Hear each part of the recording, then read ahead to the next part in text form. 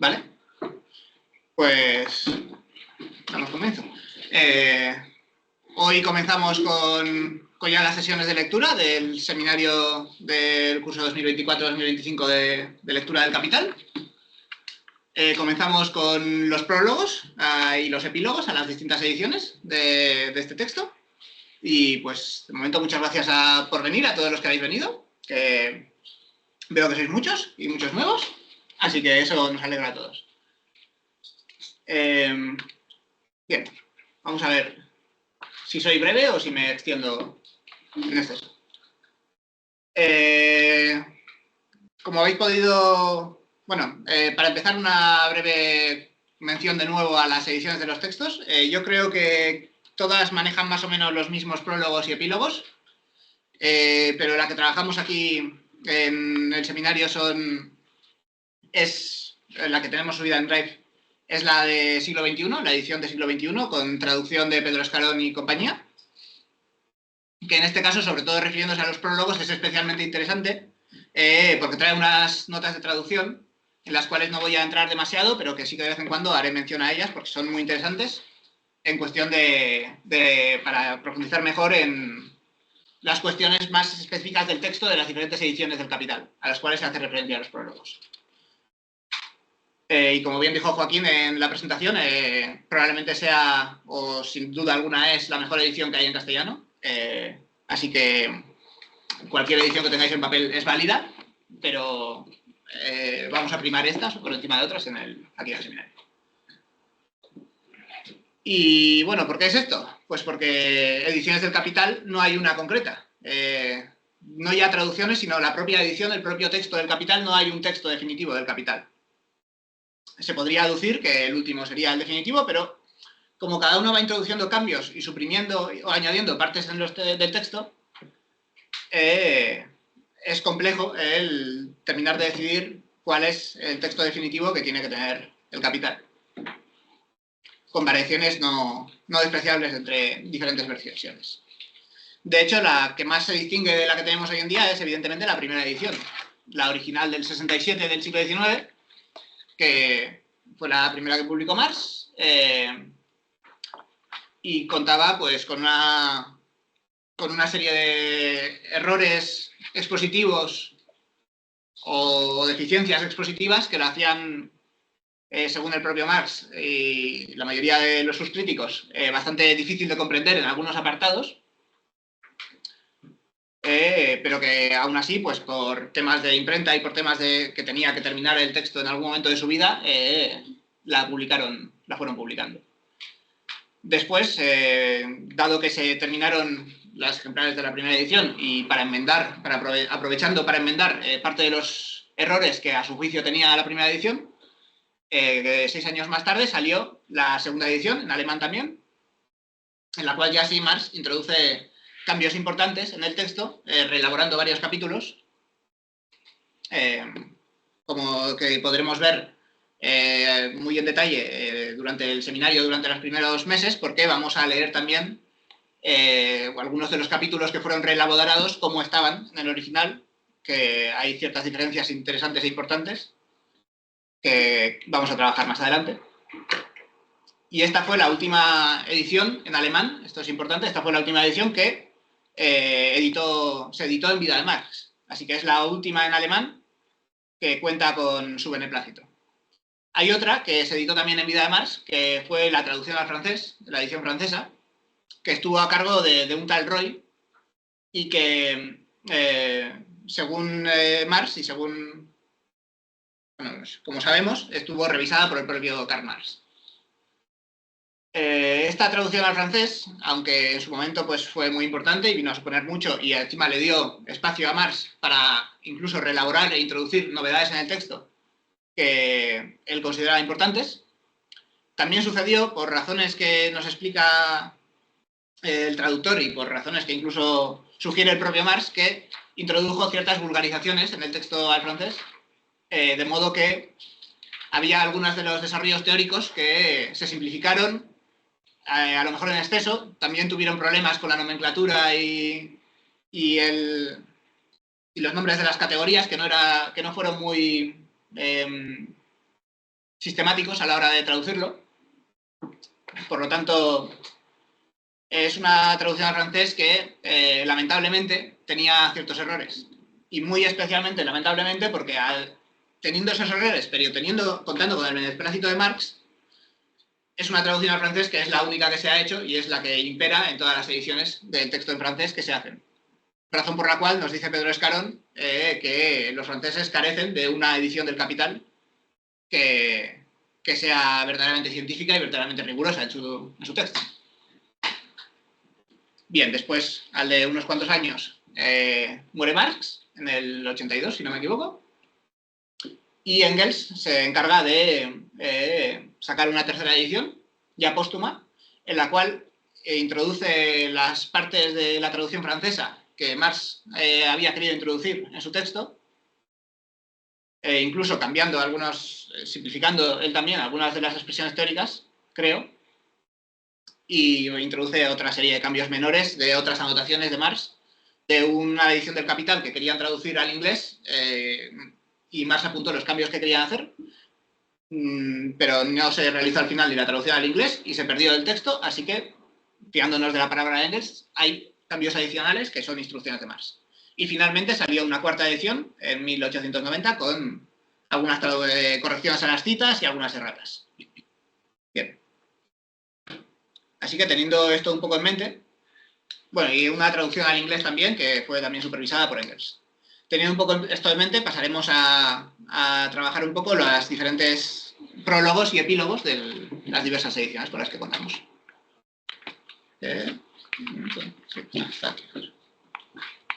Voy a sacar esto aquí, a ver qué hora es. Que no verás. Bien, pues empecemos con el prólogo a la primera edición. En el prólogo, como bien nos recuerda Marx, nos dice que el Capital, cuando se publicó originalmente en el 67, estaba concebido como una continuación a su anterior texto publicado acerca de economía política, que es Contribución a la crítica. ¿Contribución a la crítica de la economía política? Sí. Que fue publicado en el 59. Y nos dice que, bueno, pues el texto está pensado como continuación a ese libro y que los primeros capítulos sintetizan en líneas generales el contenido de ese libro anterior, e incluso relaborando algunas partes, pero que tampoco entra en detalle en algunas cuantas cosas como debería. Cosa que luego pues se demostró un error y en la segunda edición relabora los primeros capítulos a los que hace alusión en este prólogo, de modo que el Capital pasa a ser una obra autocontenida y pierde esa relación de continuidad con el texto anterior.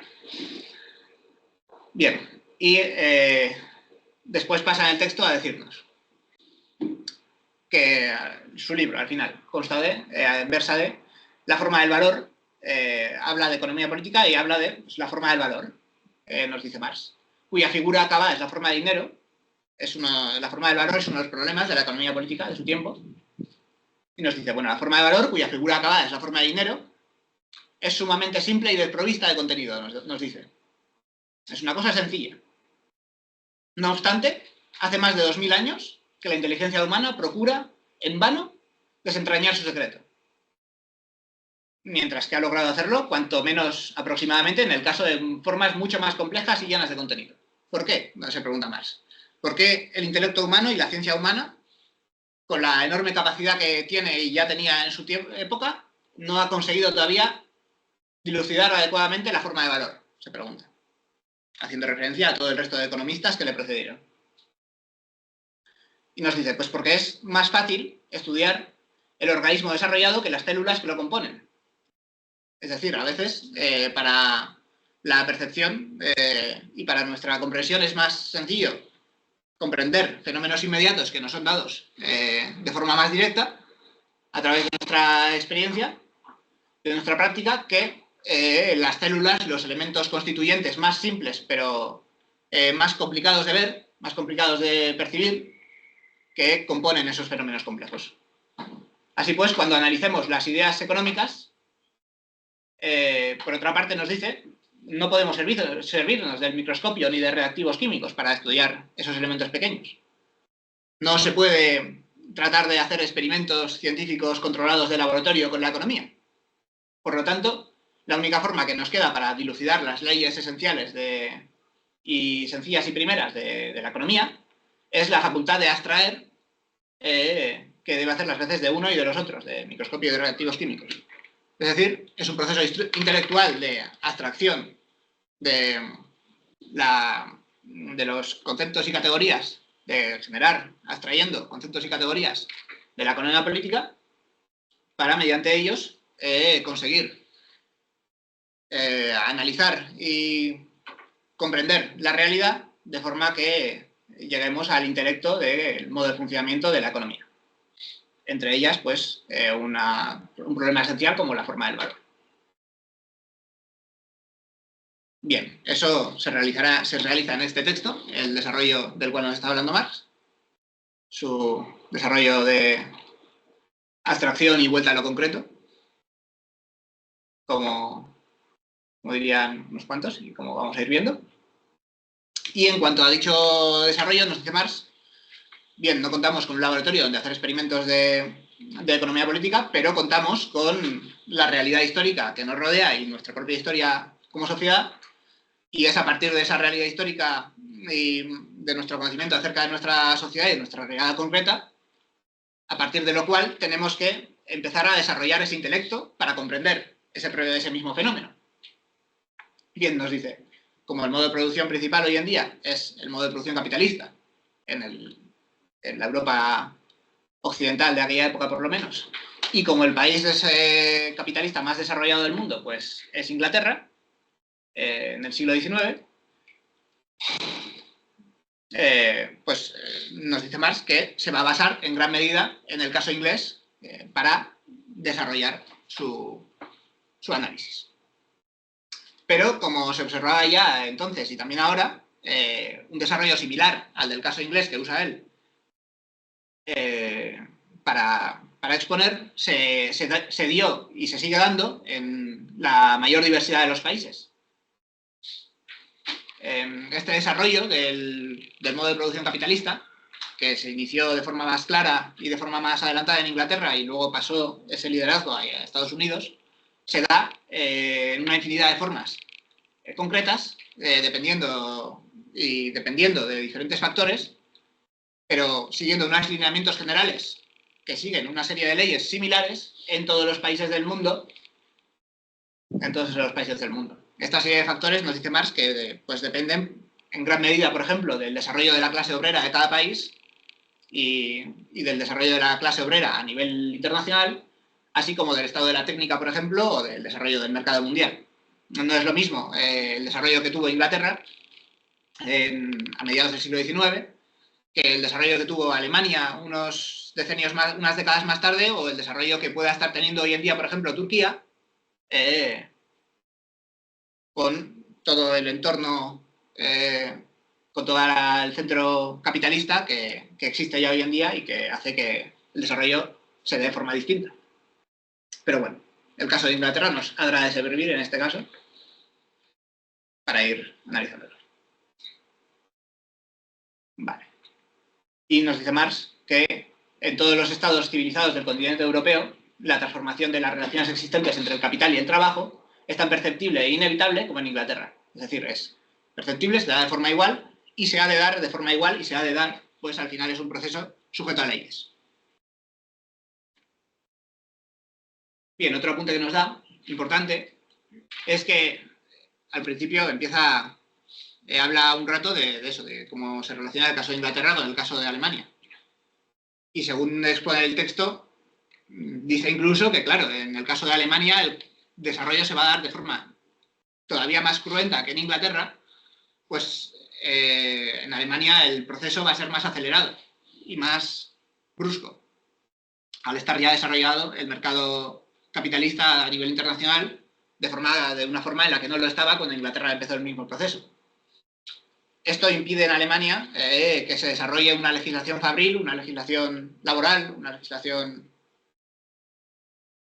de las condiciones de la clase obrera, similar a la que había en ese momento en Inglaterra, haciendo que la situación de la clase obrera en países donde se da este desarrollo de una forma a lo mejor más acelerada sea incluso peor. Y puede dar a entender que Marx está incluso alabando lo maravilloso que es Inglaterra en comparación con el resto de países europeos. Y dice, pues tampoco es eso, no pinto de color de rosa, por cierto, nos dice, las figuras del capitalista y el terrateniente. Y no les quiere disculpar tampoco de toda su culpa. Pero nos hace aquí una matización importante, y es que, pero aquí solo se trata de personas, los capitalistas y los terratenientes, en la medida en que son la personificación de categorías económicas, portadores de determinadas relaciones e intereses de clase. Mi punto de vista, con arreglo al cual concibo como proceso de historia natural el desarrollo de la formación económico-social, menos que ningún otro punto de vista, podría responsabilizar al individuo por relaciones de las cuales él sigue siendo solamente una criatura, un objeto, por más que subjetivamente pueda elevarse sobre las mismas. Es decir, las figuras del capitalista y terrateniente merecen, desde luego, reproche y tienen culpa incluso a nivel individual. Pero no es esto a lo que estamos refiriendo en nuestra crítica, no son los capitalistas o los terratenientes individuales a los que se refiere esta crítica, sino que se entiende que estos no obran como capitalistas y terratenientes y no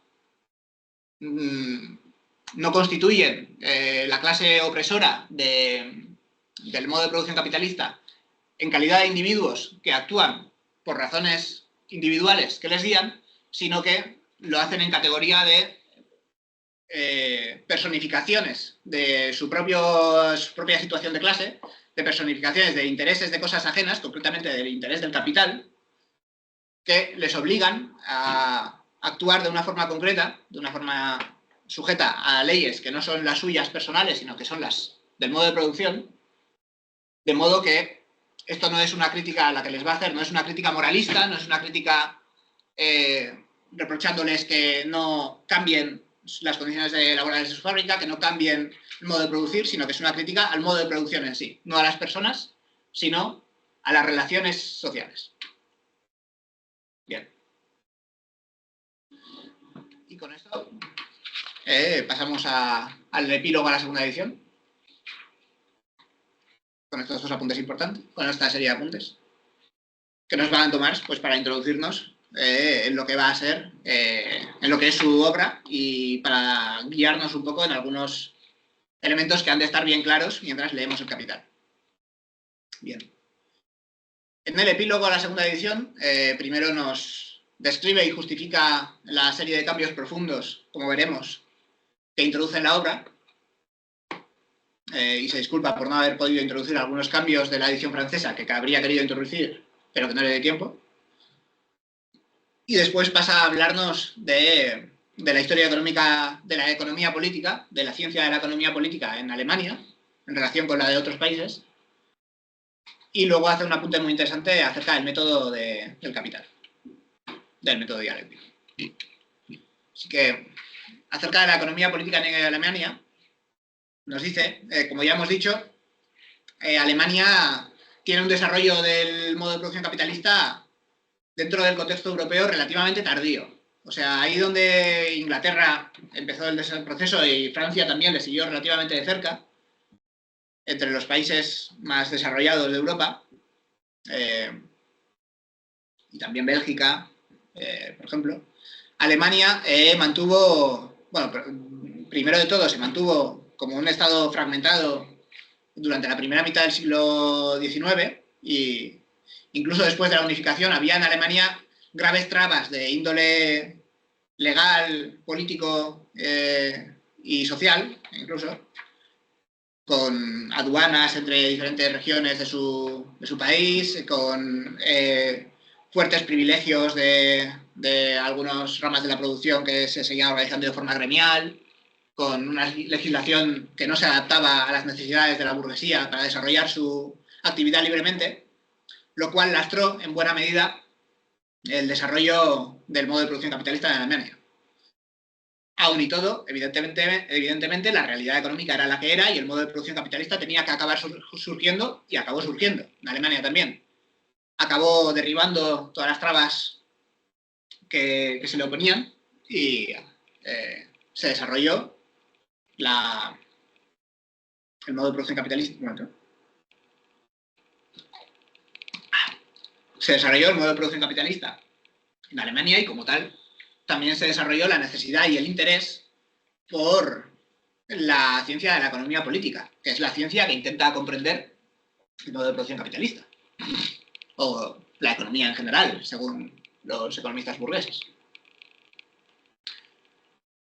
Pero este desarrollo tardío le impidió, le faltaba, como nos dice Marx, le faltaba pues el suelo nutricio de la economía política, le faltaba la experiencia viva, le faltaba la realidad de la cual intentar comprender el fenómeno.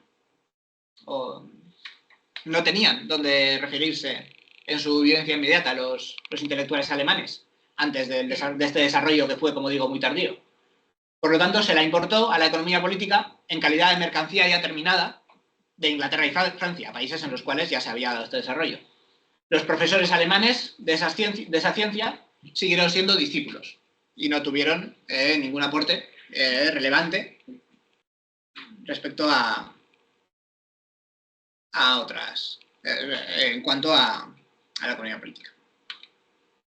Así pues, hemos de referirnos necesariamente al proceso que se dio en Inglaterra y Francia.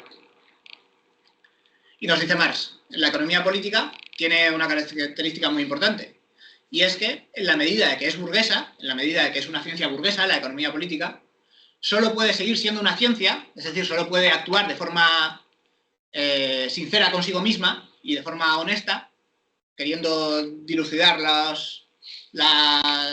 el funcionamiento de la realidad, mientras la lucha de clases se mantenga latente o se manifieste tan solo esporádicamente.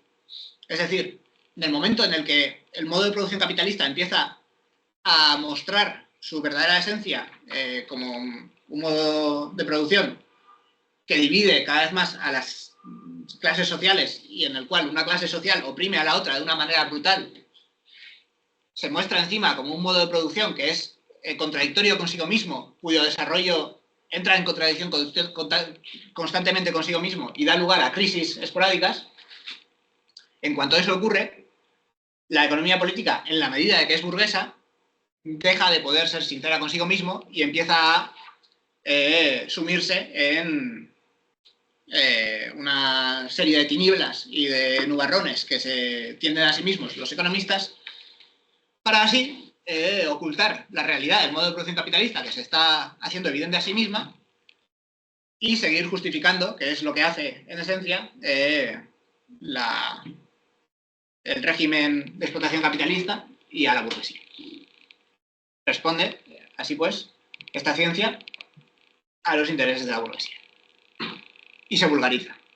A partir de los años 30, cuando ya quedaba claro la naturaleza de las crisis y de los distintos problemas que acarrea el modo de producción capitalista, pues se vulgariza la economía, deja de haber autores tan científicos, tan honestos con sí mismos, tan de respetar, como diría Marx, y empiezan a aparecer toda una serie de ramificaciones, de elementos que le dan vueltas a la teoría de una forma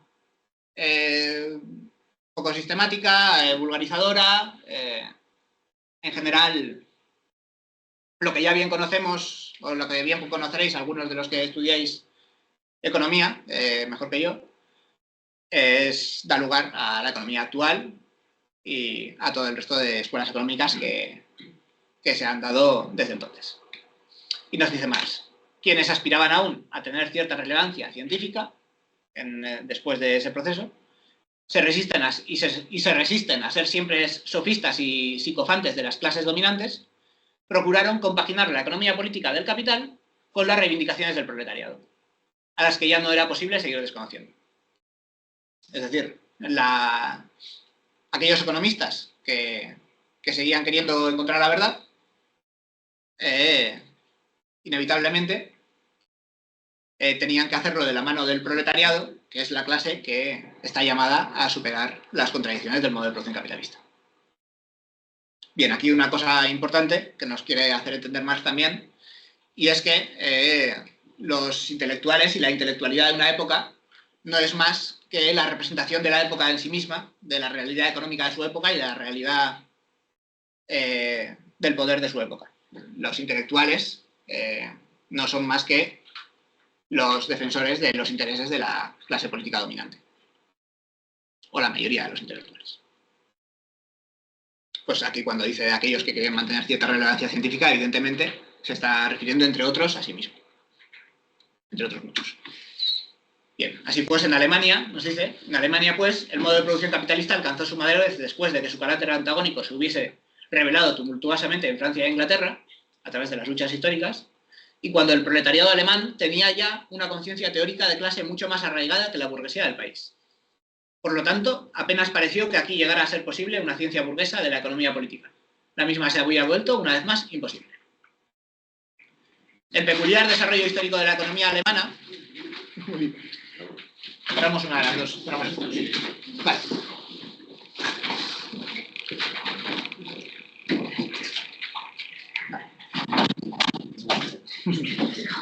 Vale. Ahora todo. Vale. Vale, como nos venía diciendo, la economía política como ciencia fue imposible de desarrollar en Alemania. Cerrar las puertas del país a todo desarrollo original de la economía burguesa, pero no así nos dice a su crítica, en la medida en que tal crítica representa, en general, a una clase. No puede representar sino a la clase cuya misión histórica consiste en trastocar el modo de producción capitalista y finalmente abolir las clases, el proletariado. El proletariado, por su misión histórica y su representación en forma... la representación de los intereses de clase y de la clase misma en forma de intelecto y de intelectuales, da lugar a la crítica, a la economía política burguesa. Bien. Y aquí vamos a insertar un pasaje de la próloga a la primera edición, donde Marx pues, nos estaba hablando también de cómo en el momento en el que publica El Capital, claramente las discusiones científicas, como hemos visto, acerca de la economía política no están a la orden del día, pero sí lo están las discusiones acerca del tema de la transformación social. Cuando la economía política honesta deja de ser posible por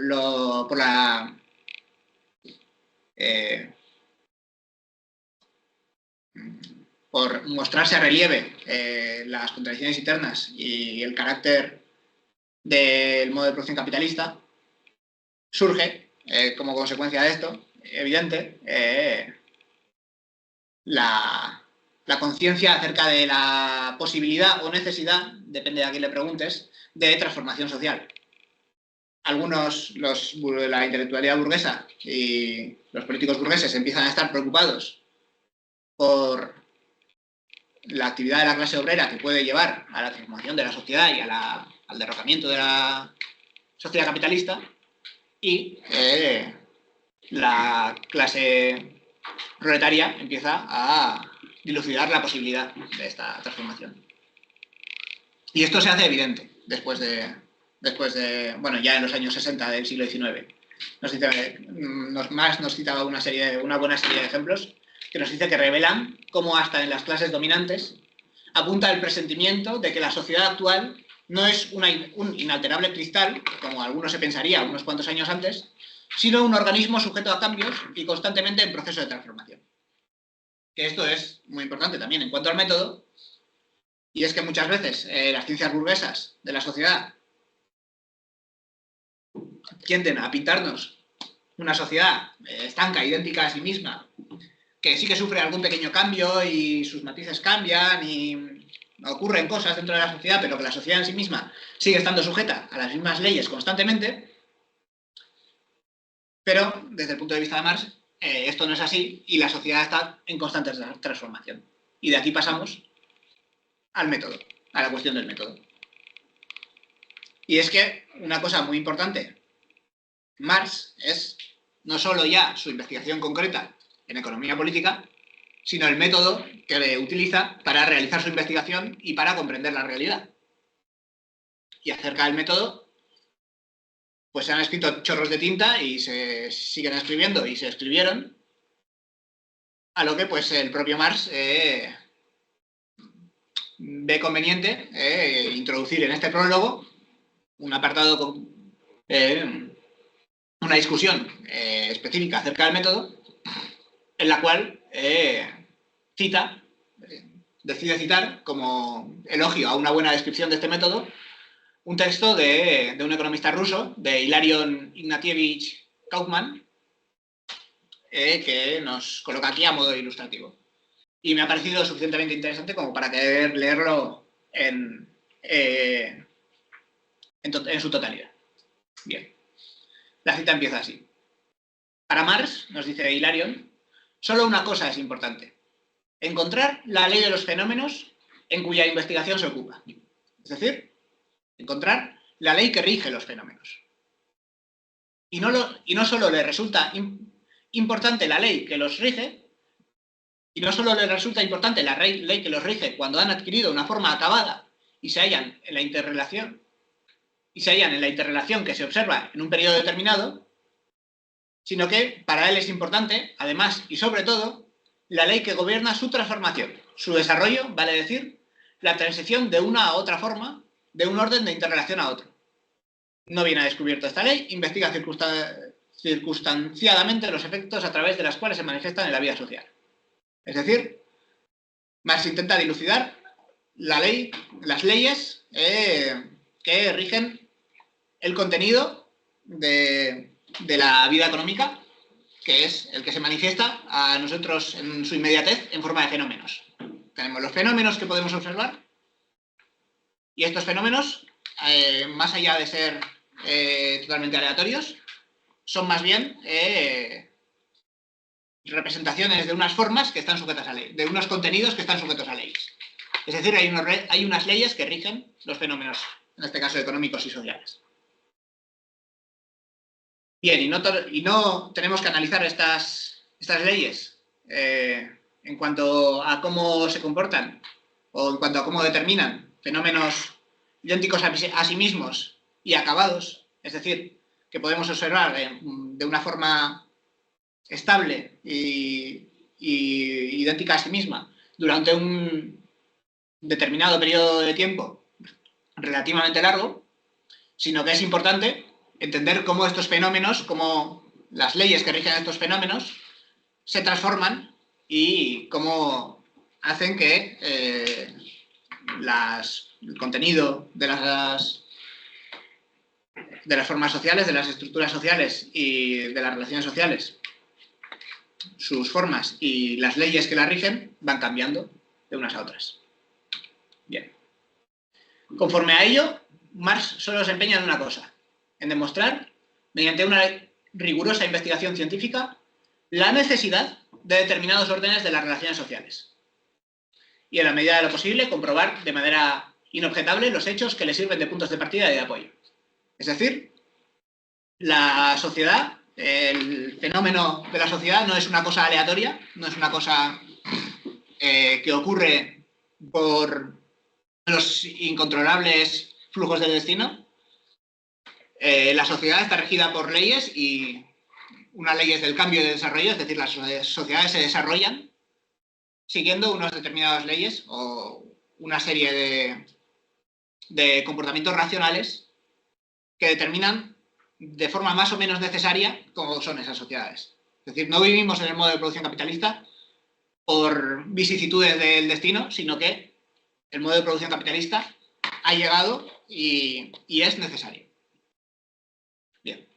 Y nos dice Hilarion: a tal efecto, basta plenamente que demuestre, al tiempo que la necesidad del orden actual, la necesidad de otro orden, en que aquel tiene que transformarse inevitablemente.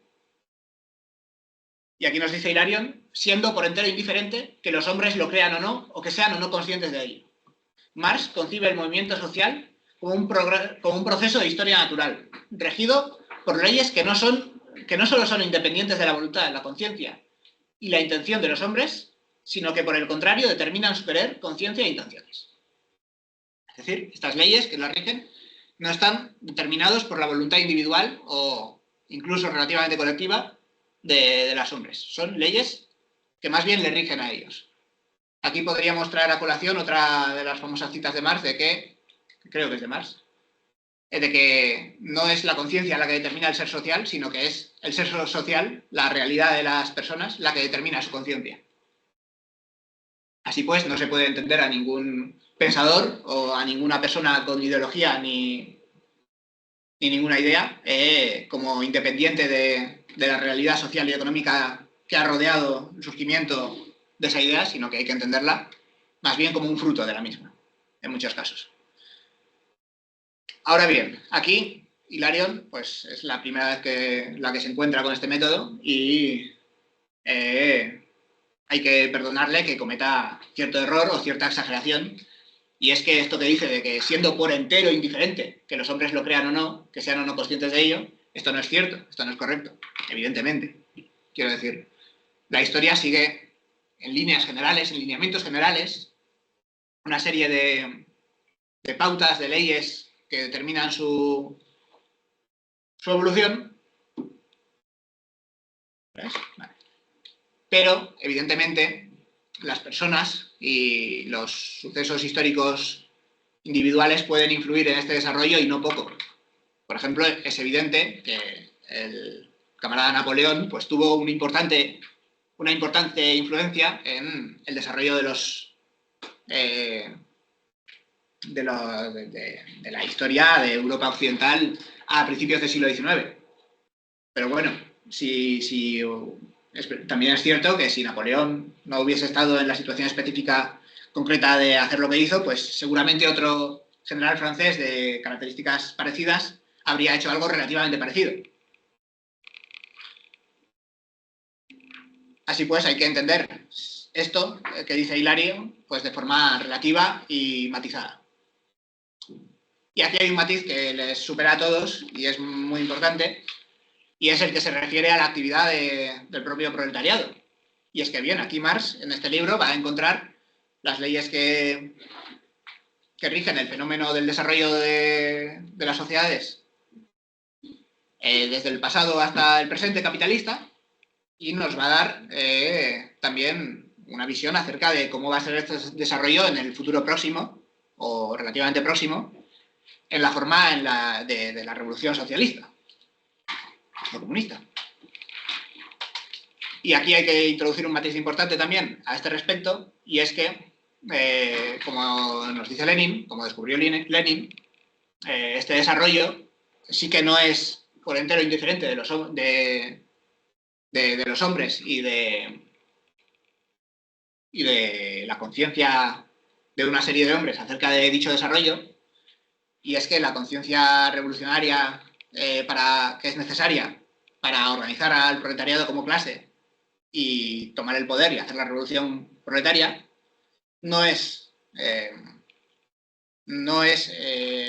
espontánea a la propia clase. El proletariado no dispone espontáneamente ni genera espontáneamente esa clase de conciencia revolucionaria, sino que en este caso específico es muy importante el papel que tiene el elemento activo, el elemento consciente, que mediante el intelecto ha sido capaz de desentrañar el funcionamiento de la historia y que lleva, como diría Lenin, la conciencia desde fuera al proletariado para que mediante la mezcla de la conciencia traída desde fuera y la espontaneidad del propio proletariado desarrollar al proletariado como clase y poder hacer la revolución.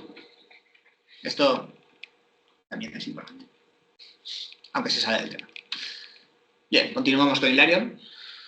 Y nos dice, si el elemento consciente desempeña en la historia de la civilización un papel tan subalterno, como es en efecto subalterno, ni que decir tiene que la crítica cuyo objeto es la civilización misma, la crítica que hace Marx, menos que ninguna otra, puede tener como base una forma o un resultado cualquiera de la conciencia. O sea, no es la idea, sino únicamente el fenómeno externo, real, objetivo, material, lo que puede servirle el punto de partida. La crítica habrá de reducirse a cotejar, confrontar un hecho, no con la idea, sino con otro hecho. Lo importante para ella, sencillamente, es que se investiguen ambos hechos con la mayor precisión posible y que estos constituyan, en realidad, el uno con respecto al otro, diversas fases del desarrollo. Le importa, ante todo, que no se escudriñe con menor exactitud la serie de los órdenes, la sucesión y la contracción que se presentan las etapas de desarrollo. Aquí nos está describiendo Hilarion el materialismo histórico y concretamente el materialismo. Es decir, no son las ideas, no son los resultados de los intelectuales no son los productos de la conciencia o de los productos de una necesidad universal superior, como una idea absoluta en Hegel o como Dios, los que nos pueden servir como inicio ni como referencia de nuestro desarrollo, sino que nuestro desarrollo se tiene que basar exclusivamente en los hechos, en la realidad material, tangible y real.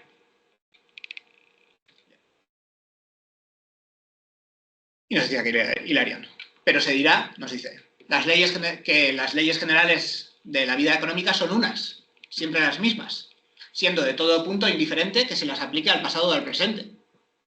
Es decir, pues, por ejemplo, pues la ley de la competencia es eterna, ¿no? Porque siempre hay productores y consumidores y siempre hay una venta en el mercado. O la ley de la población que nos dice aquí, siempre hay una, aunque se dé de formas distintas. Y nos dice, es esto precisamente lo que niega Marx, que existan estas leyes. Según él, no existen tales leyes abstractas. En su opinión, por el contrario, cada periodo histórico tiene sus propias leyes.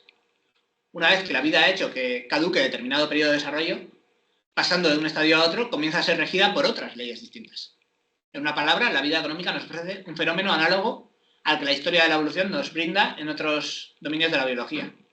Al equipararlas a las de la física y a las de la química, que son leyes que, como sabréis, son eternas relativamente y son aplicables a cualquier momento y a cualquier fenómeno y siempre igual y siempre tal, que es como entendían las leyes económicas los antiguos economistas, pues estos desconocían la naturaleza de las leyes económicas, la naturaleza real de las mismas. Un análisis más profundo de los fenómenos demuestra que los organismos sociales se diferencian entre sí tan radicalmente como los organismos vegetales de los animales. Y aquí pues se podrían poner una buena serie de ejemplos que tenía en un cuaderno y ahora no me acuerdo de ellos.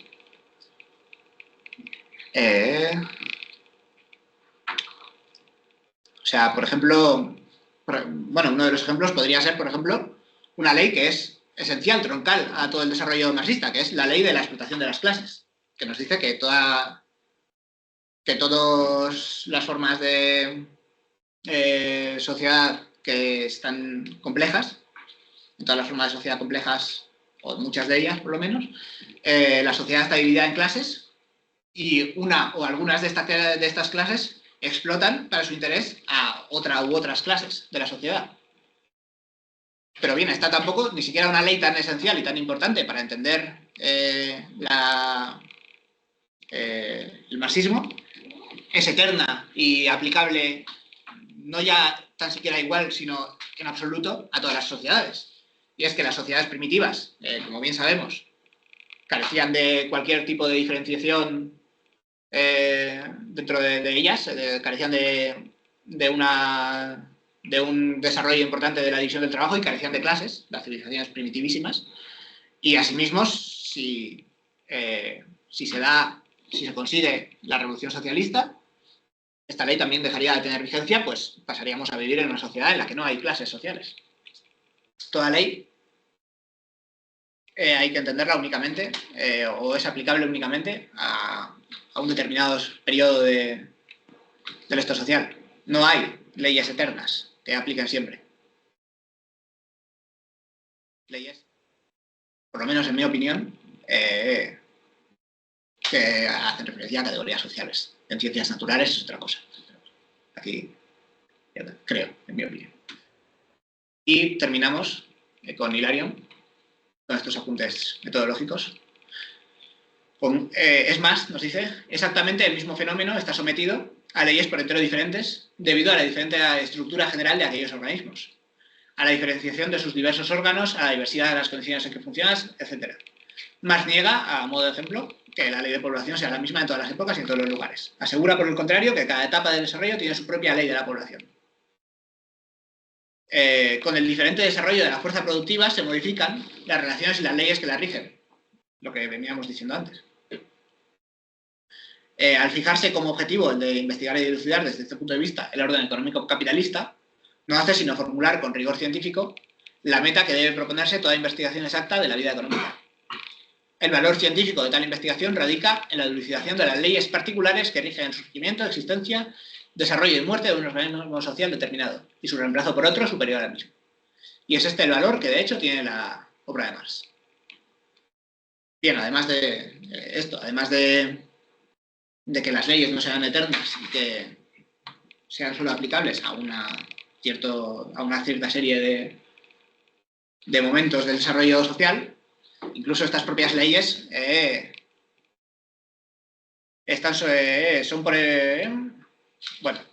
que se manifiestan o tienen matices distintos por las peculiaridades de las diferentes épocas. O sea, volviendo al ejemplo de antes, si bien no existe la ley de la explotación de clases fuera de ese periodo, del periodo de la historia actual, y sí existe dentro de la misma y es aplicable a toda la serie de civilizaciones relativamente desarrolladas que han superado el primitivismo más puro que se han dado sobre la faz de la Tierra. Incluso esta propia ley pues, se manifiesta de formas muy distintas, tiene matices muy distintos, tiene graduaciones muy distintas de un lugar a otro. No es igual la ley de la explotación de clases en una tribu africana relativamente desarrollada con sus jefes tribales y sus sacerdotes que la que tenemos hoy en día bajo el capitalismo o que la que había en la sociedad feudal, que son por entero distintas. Siguen manteniendo una misma esencia que le da forma a esta ley, que es la de que existen unas clases que oprimen a otras para su beneficio, pero se da de formas distintas. Asimismo, por ejemplo, no podemos entender de la misma forma un mismo fenómeno o un fenómeno parecido como el trabajo asalariado aquí hoy en la sociedad capitalista o en la Roma antigua, donde también había ese trabajo asalariado, pero donde no por ello tenían un modo de producción capitalista. Bien. Y aquí Marx nos introduce otro último apunte, que es respecto a la relación de su método dialéctico con Hegel, con el método dialéctico de Hegel, que es también otro asunto sobre el que se han escrito chorros de tinta. Y bueno, aquí Marx pues, nos da unas pinceladas para que lo entendamos un poco más claramente, y es que, como bien nos dice, mi método dialéctico no solo difiere del de Hegel en cuanto a sus fundamentos, sino que es su antítesis directa, nos dice. Pero no es su antítesis en cuanto a oposición frontal y absoluta, es su antítesis dialéctica. Y es que nos dice, los irascibles, presuntuosos y mediocres epígonos que llevan hoy la voz cantante de Alemania, toda una serie de filósofos, dieron a tratar a Hegel como el bueno de Moses Mendelssohn trataba a Spinoza en tiempos de Lessing. Marx era muy culto. Como a un perro muerto. Dieron a tratar a Hegel como a un perro muerto. Me declaré, pues, abiertamente, como discípulo de aquel gran pensador, de Hegel, y llegué incluso a coquetear y aquí y allá, en el capítulo acerca de la teoría del valor, por el modo de expresión que le es particular. Y es que Marx es la antítesis de Hegel, pero una antítesis dialéctica en tanto que mantiene las partes positivas de su tesis, de Hegel. Su método dialéctico se basa, en esencia, en el de Hegel, y como nos dice él, la mistificación que sufre la dialéctica en manos de Hegel, la mistificación idealista que sufre en manos de Hegel, en modo alguno obsta para que haya sido él quien por vez primera expuso de manera amplia y consciente las formas generales del movimiento de aquello. En él la dialéctica está puesta al revés, es cierto. Es necesario darle la vuelta para descubrir así el núcleo racional que se oculta bajo la envoltura mística. El método dialéctico es, por esencia, crítica y revolucionaria. Bien, Marx en efecto no es Hegel y en efecto su dialéctica no es la misma que la de Hegel, pero está basada y es heredera de la dialéctica. Y el último punto es importante, que es que, como iremos viendo, es el propio método, el que os he dado unas pequeñas pinceladas aquí y el que iremos descubriendo en la mayor profundidad en la que se ha expuesto, como es en este texto, es por esencia crítico y revolucionario. El método mismo, no solo la forma concreta que toma bajo el análisis de Marx, sino la aplicación del propio método a cualquiera de los problemas del intelecto, es por su propia esencia crítico y revolucionario. Bien. Y luego ya, pues aquí llegamos, vamos a ir pronto terminando porque quedan muchos prólogos y epílogos de los cuales, por lo menos en mi opinión, no he podido rescatar nada tan interesante como los anteriores. Sobre la edición francesa, pues, que como dice, pues fue publicada primero por fascículos y luego ya en un tomo, y que fue enteramente revisada por Marx, pues ya os he apuntado antes. Las particularidades de la misma en cuanto a que vulgariza ciertas exposiciones y en cuanto a que pues esta misma traducción que hizo Roy, tan defectuosa, es la que lamentablemente nuestros camaradas franceses continúan estudiando hoy en día. Luego el prólogo a la tercera edición, en la cual pues Engels básicamente nos dice que no ha introducido más que los cambios que Marx vio necesarios en ella. Y bueno, luego una cuarta edición en la cual hay una polémica muy larga acerca de una cita que dicen algunos que Marx se inventó o sacó de contexto y que Engels defiende, que si a alguien le interesa esa polémica específica pasamos luego a discutir acerca de ella. Y luego está el prólogo a la edición inglesa, que sí que tiene algún elemento un poco más interesante, en el cual es Engels hablándonos acerca de las dificultades que han tenido para realizar dicho prólogo, dicha edición, dicha traducción al inglés. Y aquí nos da unas cuantas cosas interesantes, como por ejemplo la indicación de que toda nueva concepción de una ciencia lleva en sí una revolución en los términos técnicos de aquella. Y nos dice la economía política, en general, anterior a la economía política burguesa, se entiende, se ha dado por satisfecha con adueñarse, sin modificarlos, de los términos usuales en la vida comercial e industrial y operar con ellos, pasando de tal modo totalmente por alto que se enclaustraba así en el estrecho ámbito de las ideas expresadas por esas palabras. Y según Engels, pues se cae de su propio peso el que en una teoría según la cual la moderna producción capitalista es una mera fase transitoria de la historia económica de la humanidad, el que tenga que haya de emplear términos diferentes de los habituales en escritores que consideran imperecedera y definitiva esa forma de producción. Es decir, fue un error de la economía política burguesa el haber seguido usando los mismos términos para hacer la ciencia que estaban haciendo que los que se usan en la vida común, y era necesario para el desarrollo crítico de Marx inventarse o desarrollar nuevos términos que puedan contener en sí el contenido que Marx les va a dar a ellos, que sobrepasa a los de la vida común y sobrepasa a sí mismo el contenido de la economía política. Vale. Pero bueno, esto es una cuestión menor, ya que verdaderamente y bueno, aunque entraña una dificultad el no usar categorías, el no usar las palabras correctas para referirnos a nuestras categorías, la verdad es que el lenguaje, como buena expresión de la cabeza de las personas, no determina la realidad, y aunque se cometan errores terminológicos o semánticos o lo que sea, se puede seguir llegando a la verdad si el método de uno es correcto. Así que bueno, esto queda como una cosa menor. Y luego hay un párrafo que no he terminado de entender del todo, igual, bueno, sí, lo entiendo, pero no termino de entender todo su significado, así que igual luego en la discusión alguien me puede aclarar a qué se está refiriendo exactamente Engels.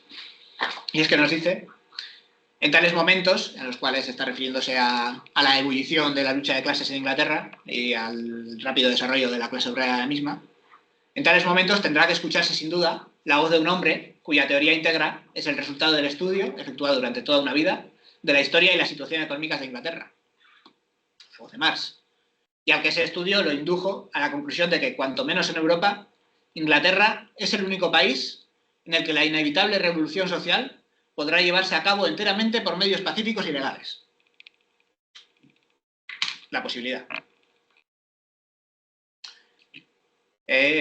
No se olvidaba añadir, ciertamente, nos dice Engels, que consideraba muy improbable que las clases dominantes inglesas se sometieran, sin una rebelión a favor de la esclavitud, a esa revolución pacífica y legal. La rebelión a favor de la esclavitud está haciendo referencia a los estados sureños de Estados Unidos. Así que bueno, no entiendo muy bien, o sea, si está aquí Engels diciendo que Marx entendía que era posible esa revolución de forma pacífica y legal, cosa que en general yo creo que no consideraba. O si está siendo irónico e intencionadamente ambiguo, diciendo que, bueno, es posible, pero es poco probable que se sometan sin una guerra civil. Así que, bueno, si alguien lo sabe aclarar mejor que yo, que me lo diga. Después de esta larga presentación,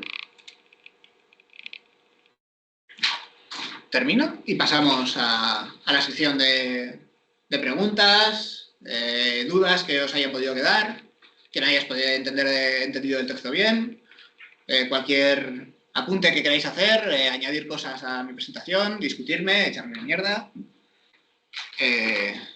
dar vuestra propia opinión acerca del texto. Así que, para los que sois nuevos, tanto aquí como en casa, pues levantad la mano y os daremos el turno de palabra y hacéis vuestra intervención.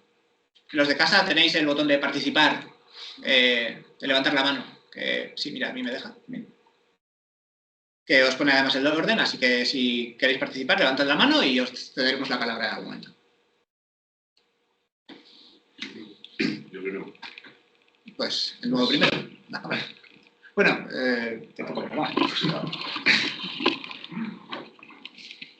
Hola. Soy Arturo, he estudiado Economía en Zaragoza, pero he venido aquí a hacer un máster de instrumentos económicos, muy técnico. Y bueno, vi el cartel y me apetece, me interesan así las visiones diferentes. No me trago nada de la carrera. No tengo ninguna pregunta ni comentario. Pues bienvenido. ¿Cómo has dicho, Arturo? Arturo, sí. Arturo, pues bienvenido, Arturo. Y pasamos con Gil. Bueno, voy a comentar dos cosas. Okay. Una, si nos fijamos en el prólogo de la primera edición en alemán, en el prólogo a la edición francesa y en el prólogo a la edición inglesa, en los tres hay unos párrafos de advertencia, unos de Marx y el otro de Engels, que dicen que, bueno, esto cuesta.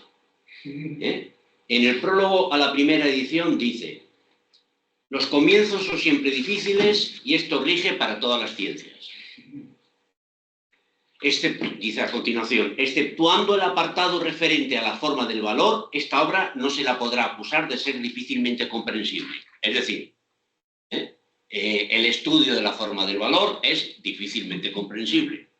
Porque te cito que el resto no. Eso sí. El propio Engels ya se lo había dicho, por eso lo incluye en el prólogo primero. En la edición francesa dice el siguiente párrafo: en la ciencia no hay caminos reales y solo tendrán esperanzas de acceder a sus cumbres luminosas aquellos que no teman fatigarse al escalar por senderos escarpados. Es decir, por la teoría del valor y por el resto del texto. Y en la edición inglesa dice lo siguiente: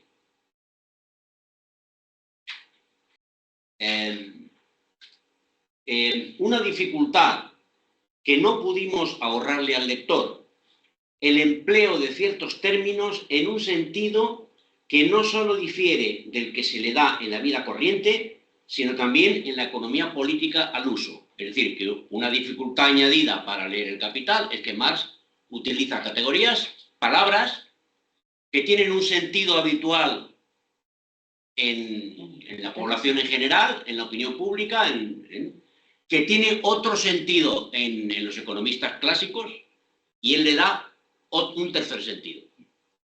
Porque muchos economistas, cuando leen a Marx, en la medida en que son capaces de entender la economía clásica, lo consideran un economista clásico, porque muchas de esas categorías, por ejemplo, valor, Como si fuera Ricardo quien lo estuviera diciendo. Y luego hay otra que no dice exactamente eso, porque también está en la edición francesa, pero que me acabo de dar cuenta ahora, que también hace referencia a esta dificultad. Y es que dice en la edición, en la edición francesa, en el prólogo a la edición francesa. Pero vemos que al revés. El método de análisis empleado por mí hasta el presente no había sido aplicado a las cuestiones económicas.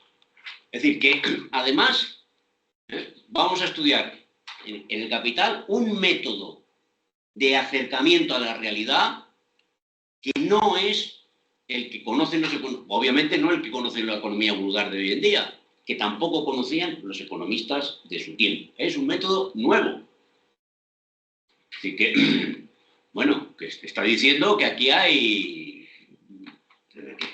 La complicación es mayor que en cualquier otro texto de economía del siglo XIX, que ya de por sí son difíciles de entender para los que viven en el mundo en el que todo precio se identifica con todo valor. En la economía de los necios, que diría Antonio Machado, todo necio confunde valor y precio. Los clásicos no lo hacían, por eso es difícil leerlo, pero encima si los lees tampoco te sirve para entender a Marx. Pero eso por un lado.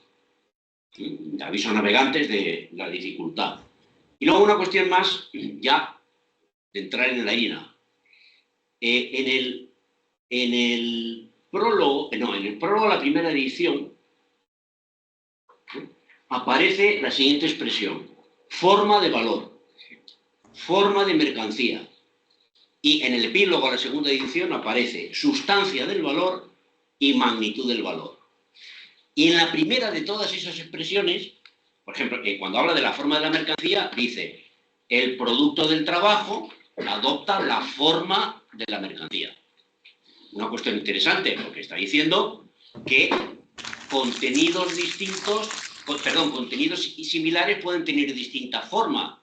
Un saco de garbanzos puede tener forma redonda, o puede tener forma, si lo aplanamos por aquí, forma de cuadrado. Sigue siendo, su contenido son los garbanzos, con dos formas distintas. Y la misma forma puede tener contenidos distintos. Una bolsa redonda puede estar llena de garbanzos, la forma circular son garbanzos, o puede ser pepitas de oro.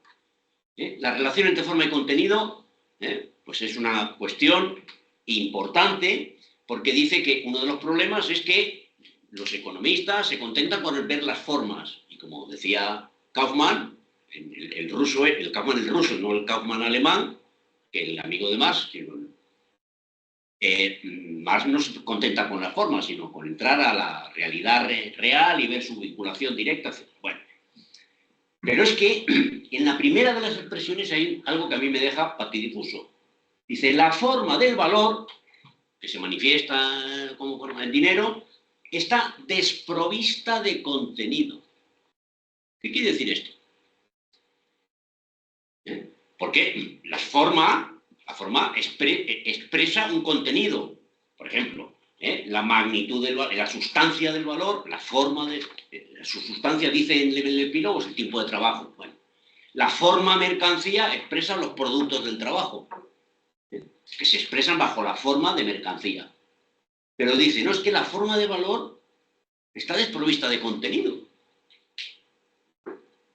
Bueno, digo, para que veamos que el tema tiene bastante profundidad. Yo creo que obviamente no lo podemos resolver. No sé si lo vamos a resolver leyendo el capítulo, la primera sección. Algo sacaremos de aquí.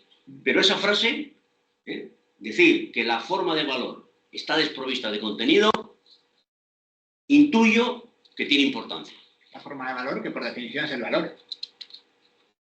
La forma de valor,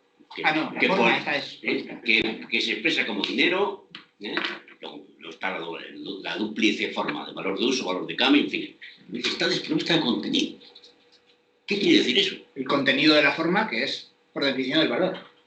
A ver, ya lo iremos viendo. La forma de valor, no la forma que adopta el valor, no la forma que adoptan los productos del trabajo, forma mercancía. La forma de valor, la forma valor. Aquí está hablando del valor como forma, no de valor como contenido. el valor como forma, la forma de valor, está desprovista de contenido. Tiene tela. Tiene tela.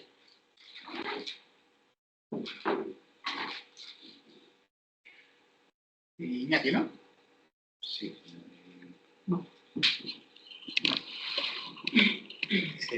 Bueno, yo por continuar comentarios a cosas que has presentado pues con las que me he sentido bastante reflejado en mi lectura, pero siguiendo un poco con esto último que señalaba Joaquín, también me surgía otra duda que proviene en algún momento de algunas discusiones que hemos mantenido sobre la idea de propiedad, que no quiero entrar en eso, sobre si tiene una forma ahistórica o si no. Y voy justo lo que viene después de lo que ha leído Joaquín. No obstante, hace más de 2000 años que la inteligencia humana procura en vano desentrañar su secreto. Y a mí eso me ha desconcertado bastante, porque quiero decir, yo El Capital no lo he leído como tal, pero sí otras cosas que refieren a él. Y bueno, siempre han señalado, ¿no?, como digamos, esa idea de explicación del valor que existía ya en Aristóteles, que claro, me deja perplejo porque, joder, si es una cosa que hace 2000 años se estaba desentrañando, ¿qué pasa con la historia en este caso, ¿no? Y qué pasa concretamente con su despliegue dentro de las sociedades capitalistas, que a posteriori creo que a medida se va despejando, pero la frase, cuando la leía sin pasar a lo siguiente, me dejaba un poco también con esa situación un poco perpleja, y sobre todo atendiendo a algo que señalaba Joaquín, que es la idea de vamos a tener una gran pelea y creo que va a ser una cuestión de mucha paciencia el poder entender qué carajos nos quieren decir aquí con la forma de valor. Luego, por otro lado, una de las cosas que me parecía bastante importante es algo que has recalcado sobre la personificación de las categorías económicas, sobre todo por una cuestión que también has señalado, que es no pensar que el capitalista es ese malo, esa imagen que siempre nos hacemos como el señor que fuma un puro y está tirando de las cadenas a un trabajador, que también, pero la importancia de que esto no deviene de un carácter moral, sino que deviene de que la propia forma de la ley que hace que el capitalismo sea así es algo que nosotros, bueno, que Marx en este caso, y que nosotros queremos intentar averiguar, se explica de una manera científica a través de su método, ¿no? Que me parece que es un elemento bastante importante, sobre todo ya en términos de lucha que gran parte de la izquierda, ¿no?, pues recrea al capitalista como es un ser súper malo, como una especie de fuerza demoníaca, y que, bueno, pues que hay caracteres morales que también operan, pero que lo importante quizá está precisamente en la propia ley que se despliega, que eso se explica científicamente y no moralmente. Y nada, un último comentario que tiene que ver un poco con... bueno, dos. Uno que tiene que ver con el tema del método dialéctico. Me parece importante el hecho de señalar que toda esta especie de movimiento que hay en Hegel para explicar las cosas, donde todo termina siendo un espíritu absoluto que sale del ser humano, pues más precisamente lo baja al terreno, ¿no? Lo convierte, le da la forma a materia, que en este caso son la actividad y las relaciones sociales, ¿no? Me parece que es un elemento bastante importante también por otros criterios de crítica, y como bien señalaba Pello, por esta idea de que el propio método tiene ya un carácter revolucionario, ¿no? En el sentido de que ya es una posición que en el despliegue del método ya nos está señalando que todo este carácter histórico, que ahora casi parece que el socialismo también viene desde el principio de los tiempos y que se está peleando con los capitalistas, pero que, bueno, en una forma que ya se ve casi desde la prehistoria, ¿no? Que el propio método nos está señalando que esa mistificación que se hace del capital responde a un momento concreto, responde a un momento histórico, y la cuestión importante, que este propio método, al ser revolucionario, tiene la capacidad de darnos, digamos, como sostén para poder superarlo, ¿no? Y luego lo último que me ha generado un poco de dudas es en el prólogo a la edición inglesa, en la página 30, Engels dice: nuestra traducción comprende tan solo el primer tomo de la obra. Es el segundo párrafo. Comprende tan solo el primer tomo de la obra, pero este primer tomo constituye en considerable medida un todo en sí mismo y se lo ha considerado durante 20 años como obra autónoma. Me ha generado un pequeño problema. En la presentación de la semana pasada, con los intercambios de las cartas de Marx sobre cómo iba a ser su obra, creo que muchas de las cosas que nos expuso Joaquín respondían a que Marx lo entendía como una totalidad. O sea, no se podía entender esa obra si no estaba dentro de un conjunto que compone esa obra, ¿no? Entonces, lo he leído como con cierto cabreo el hecho de que se puede entender como, ¿no? Pues como lo mismo señala él, en un todo en sí mismo, cuando todavía faltan otras partes de la obra que creo que son bastante importantes y que el despliegue mismo de la crítica que está aportando Marx también está ahí, ¿no? Entonces, no sé, es así un comentario un poco así respingón, pero que eso me ha dejado como esa sensación de no estoy de acuerdo, porque creo que hay una importancia ahí de la totalidad de la obra que no se nos da. Sí, breve apunte incluso respecto a eso, sí. Que sí, que estoy de acuerdo contigo en que yo pondría, o sea, matizaría muy fuerte en todo caso cuando hablamos de que esto es un todo unitario, porque vale, sí que es verdad que puede ser que desde un punto de vista expositivo e incluso relativamente lógico, pues sea un libro que se cierra en sí mismo más o menos adecuadamente, que no te deja con una apertura demasiado grande, pero preparando la presentación incluso fui a las cartas que se intercambiaban Marx y Engels durante la relación de esto, ¿qué tal? Y la primera que le mandaba Engels después de esto era como, bueno, me ha encantado el libro, ¿cuándo sacas el segundo? O sea, es, si cabe, más necesario ahora sacar el segundo. Y esto encima sabiendo, Engels y tal, que mientras Marx escribía para imprenta, preparaba para imprenta el tomo primero, o sea, no era como alguno de estos escritores de fantasía de hoy en día que escribe un libro y ya 20 años más tarde termina su saga, sino que estaba ya escribiendo los tres y tenía los materiales preparativos para los tres en un grado lo suficientemente avanzado como para que le permitiesen a sí mismo el tener finalizada su teoría, la que está aquí desarrollando.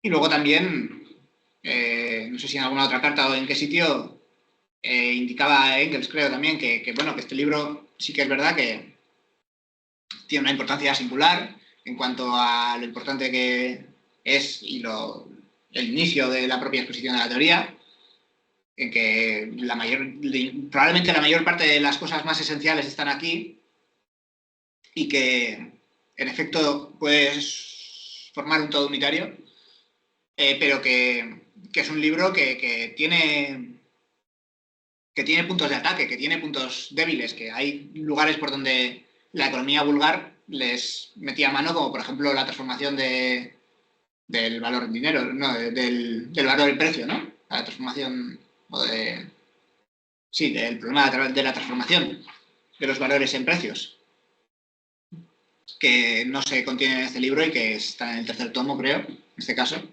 y que por lo tanto sí que son importantes en el resto de textos, en ese sentido. ¿Alguien aquí? Creo que estás tú, ¿no? No, yo no. ¿Tú no? No. Vale. Pues Adrián. Vale, se me escucha, ¿no? Alto y claro. Vale, con respecto a lo último, o sea, evidentemente, segundo y tercer tomo, ¿no? Valor en precios, por ejemplo, ley del descenso tendencial de la tasa de ganancia, o sea, hay cuestiones fundamentales, evidentemente, que no se abordan en el primer tomo, o no directamente.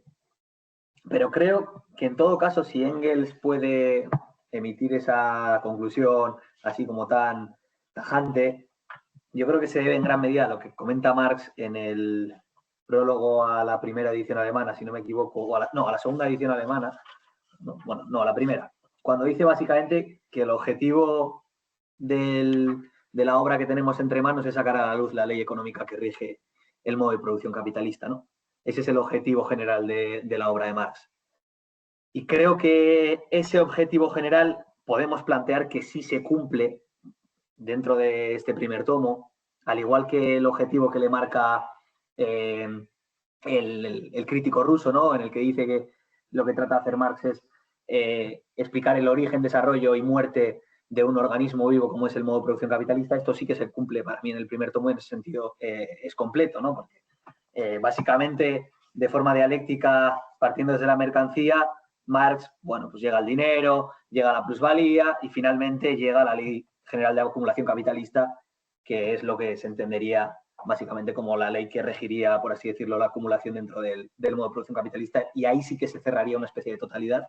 Por eso mismo, o sea, yo sí que justifico la frase de Engels, no me parece equivocada totalmente, a pesar de que evidentemente Engels entienda que hacen falta complementos en forma de tomo 2, tomo 3 y, por supuesto, los que todavía deberían estar siendo, bueno, pues como horizonte de publicación de, bueno, no sé si exactamente según el plan iba a seguir esos 6 libros, me parece que luego lo cambió, pero todavía quedaban, aparte del Capital, otros libros, ¿no? Famoso libro sobre el Estado, etcétera.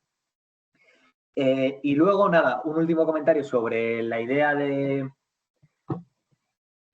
bueno, la pregunta que ha hecho Pella al principio sobre Inglaterra, en la que Marx habla de la posibilidad de una revolución social pacífica y legal. Yo entiendo, y esto es algo que fue comentado bastante en los debates de la Segunda Internacional y fue uno de los, junto con la introducción de Engels de 1895 a las luchas de clases en Francia, fue como pues, un criterio que utilizó el revisionismo para justificar que para Marx y Engels era posible la revolución pacífica.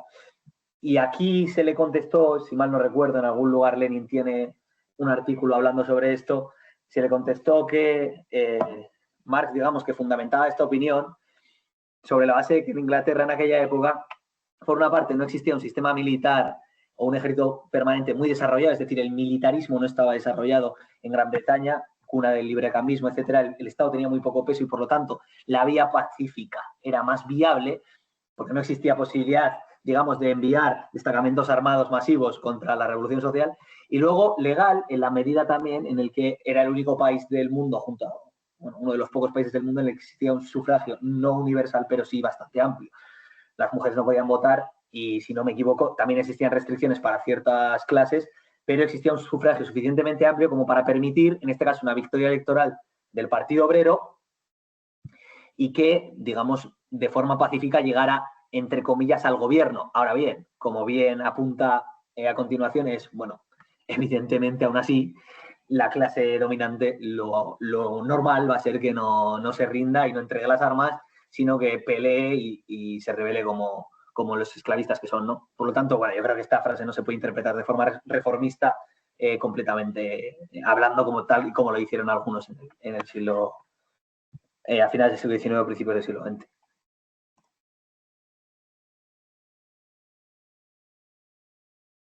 Muchas gracias, Adrián. ¿Puedo comentar? Es que es una precisión a la pregunta anterior, pero Bien. antes de meter otro comentario. Venga. En relación a la cita de Engels, y que es una precisión para cómo hay que leer este texto. La frase de Engels es absolutamente imprecisa.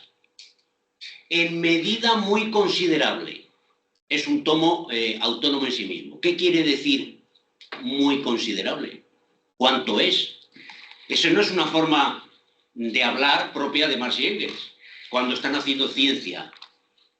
Es decir, la imprecisión en el lenguaje debería inclinarnos a pensar que Engels pues, escribe eso como lo está, va a publicarlo y lo va a vender en Inglaterra, y es una nueva edición y hay que sacar dinerito, pues mire, aquí tiene el libro completo. Luego habrá otros, pero este es muy importante en sí mismo. Porque si realmente lo creyera, lo hubiera dicho con un lenguaje preciso, este libro tiene un carácter autónomo respecto al resto del Capital, y lo hubiera dicho además en las ediciones en alemán, no en inglés.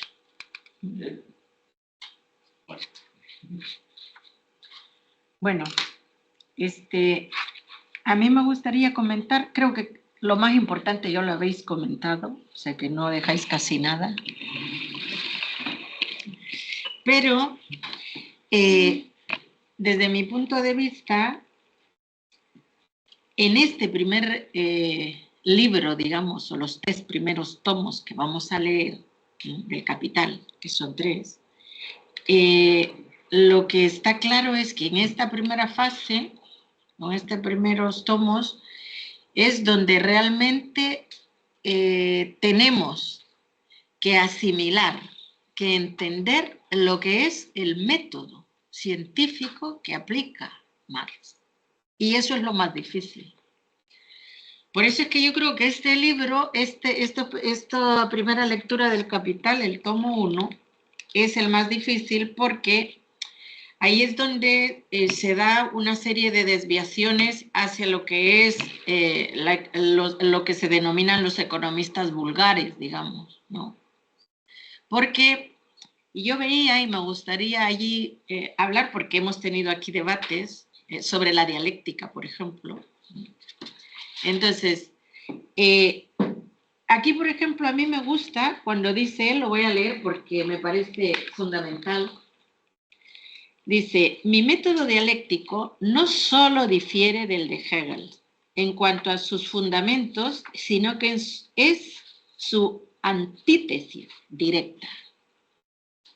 Para Hegel, el proceso del pensar, ojo, aquí nos está diciendo además lo que es, dice, para Hegel el proceso del pensar,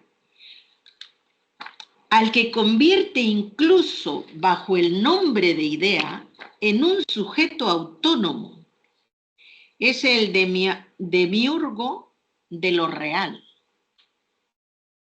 Es ahí donde realmente difiere, digamos, aquí esto es muy importante. Y entonces dice, lo real no es más que su manifestación externa. Para mí, dice Marx,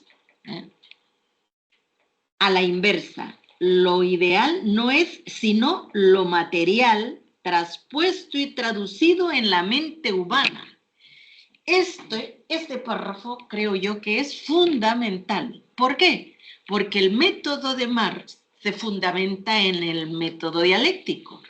Y allí es donde muchos corremos el riesgo de quedarnos en Hegel, en la parte idealista, digamos, de la dialéctica. Verlo desde el otro punto de vista, que es precisamente el que utilizan unos economistas para decir, mira, no, Marx es un clásico y se apoyó en la dialéctica de Hegel. No, es todo lo contrario al planteamiento de Hegel. Esto es fundamental que en este primer momento nos quede claro, porque, fíjate, es que voy a repetir, dice, para mí lo ideal no es sino lo material, eso quiere decir lo que existe, la realidad objetiva. Mi idea, y dice, lo ideal no es sino lo material traspuesto y traducido en la mente humana, es decir, lo que yo tengo en mi mente esa idea que podríamos confundir tiene una base real y objetiva. Existe allí. Esto es muy importante, por eso este primer tomo es fundamental que el método nos quede claro para poder ir asimilando poco a poco, porque es cierto que es complejo, es escarpado, no es fácil, pero hay cuestiones como esta. Luego, la parte, él lo que hace es hacer un análisis histórico, que es el método,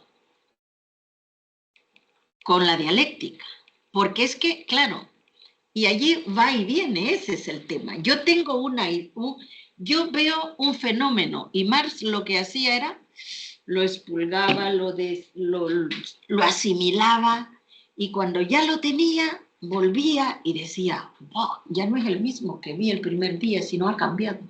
¿Me explico? Cuando yo lo hago mío, cambia.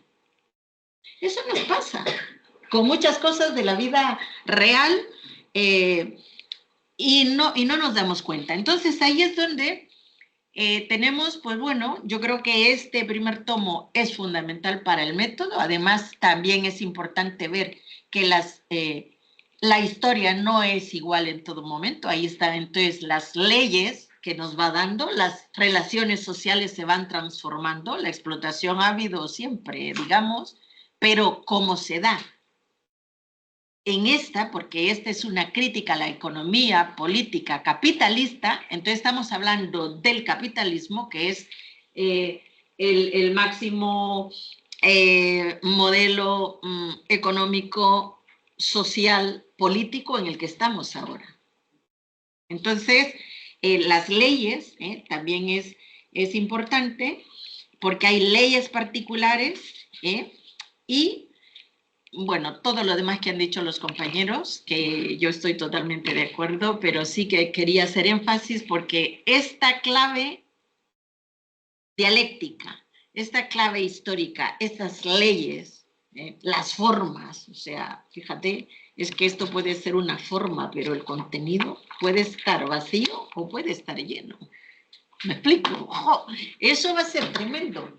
Entonces, pero bueno, tendremos que ir todos ayudándonos con ejemplos de la vida real, objetiva, y bueno, pues avanzaremos. Brevemente, sí, me permites.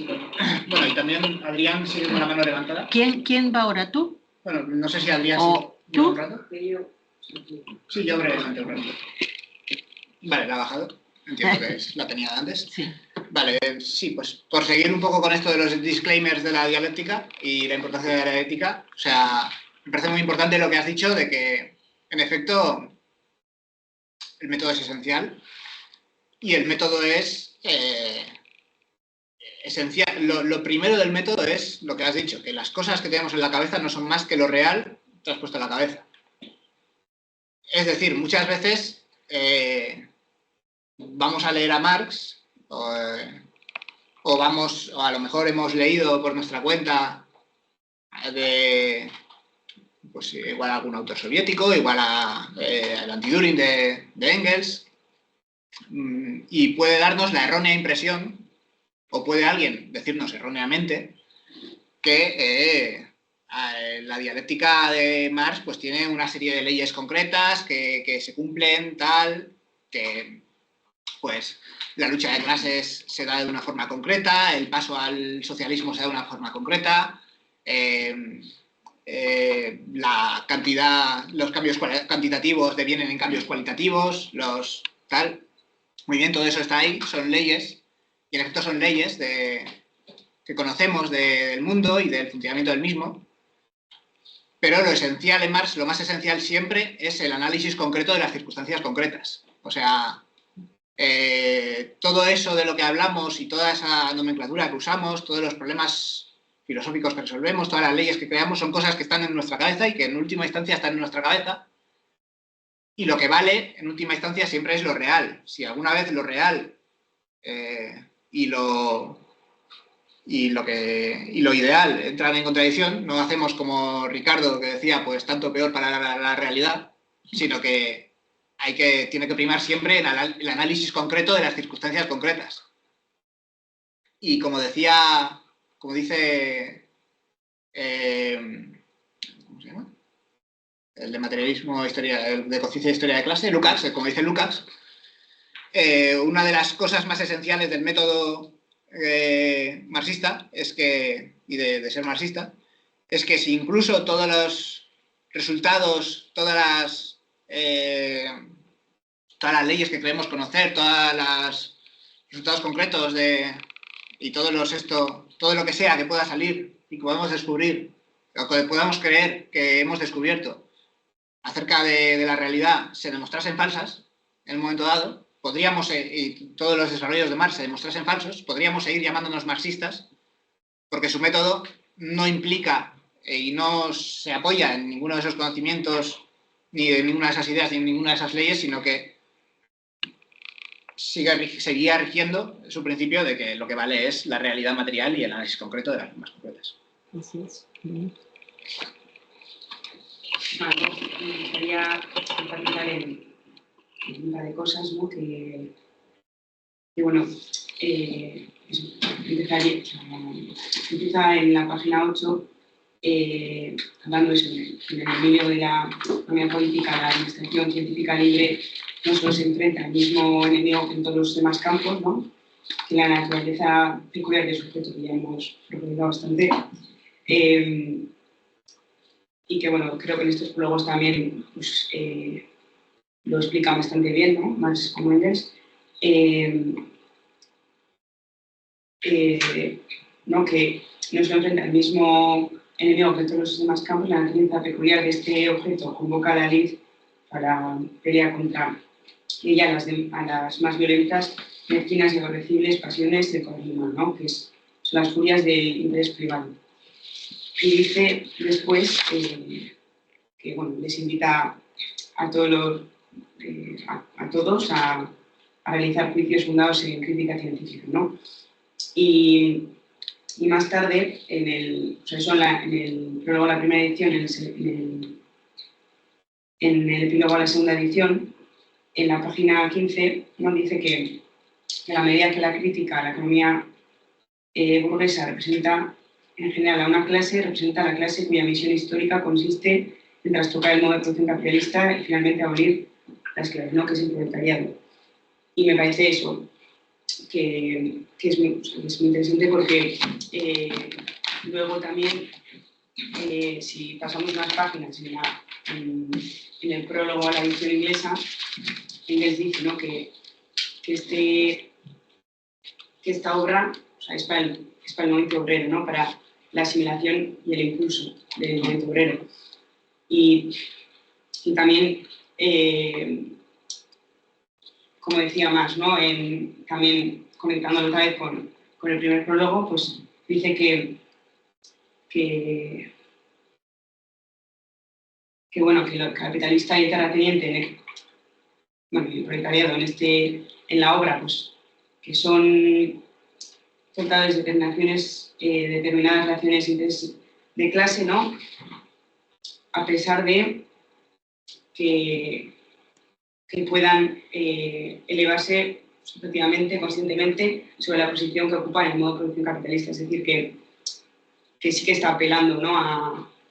al proletariado, y al final esto, yo creo que esta obra, bueno, aparte de el estudio científico, la crítica científica y, o sea, que pone a comisión todo esto, me parece que sí es muy necesaria para la elaboración de la nueva cosmovisión del mundo, ¿no? Que no se limita solo a la interpretación, sino que busca transformar partiendo de estos